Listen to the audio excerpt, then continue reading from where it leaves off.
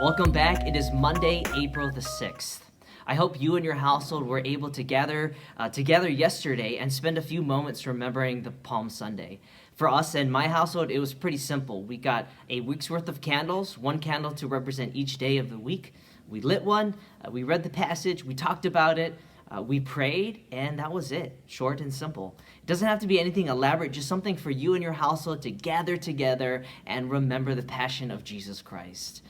Mondays are that day to kind of re-engage back to work and back to business, and that is exactly what it was for Jesus on the Monday of Passion Week.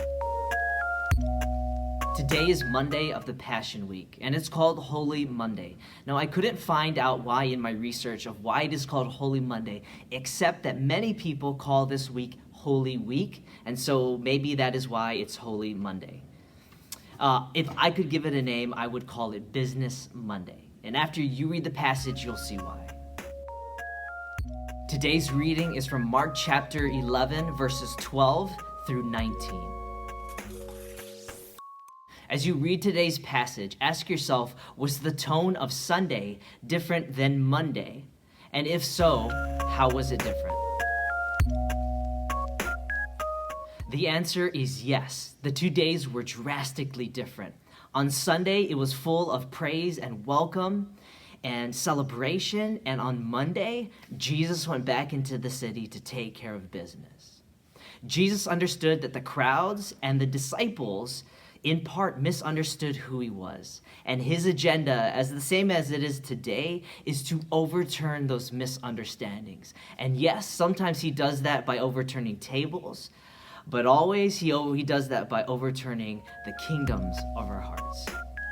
Now, on the way to the city, there's somewhat of an odd story. Jesus sees a fig tree, and he's hungry, so he goes over to it, but there is no fruit, and so he curses the tree.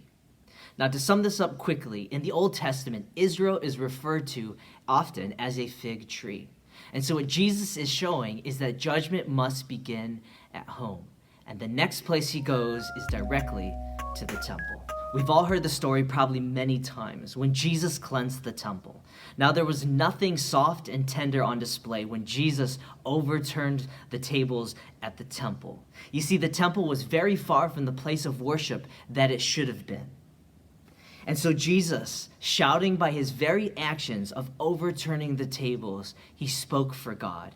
And at the center of that was this great prophecy from Isaiah chapter 56, which reads this: "For my house shall be called a house of prayer for all peoples." And all peoples, it talks about foreigners in the verse right above it, and it talks about the outcast in the verse right below it. So what was happening in the temple where they were selling animals and there were money exchanging going on? That was where the place for the outcasts, the Gentiles, the foreigners to come. But the business, what was happening, it was crowding out the space for those people to come and draw near to God. This is a point of no return for Jesus. But he doesn't shrink back. In fact, he accelerates his death sentence, and he continues to fulfill the eternal plan of his Father that in just a few days ahead will lead him to Calvary. One thing that God has shown me personally through Holy Monday and through this text today is that God has taken the tables of our lives and our churches and he has overturned them due to this pandemic. And yes, regardless of how serious you think it is and the stats and all those things, it is definitely out of our hands. And as a pastor, it has caused me to ponder and think about our church gatherings and my programs, and yes, even my personal life. And how well does it represent the prophetic vision of Isaiah chapter 56? And the investments and the energy and all those things we put into them, how well do they represent the God who gathers the outcast? This question is super relevant for us, especially during this whole Easter season. Usually, everything is to our finest, so to speak. And that's not a bad thing. We try to dress our best. All energy is poured into services and programs and excellence and all those kind of things. But I think if Jesus would have stepped into our gatherings, he would in part be looking for the outcast. And what would he see? And what would he think? Does our finest Does it crowd out space for the outcast? Just like in the temple and the businesses, they crowded out space for the outcast to draw near to God. As I mentioned a few minutes ago, God has definitely overturned the tables of our gatherings and really of our entire lives.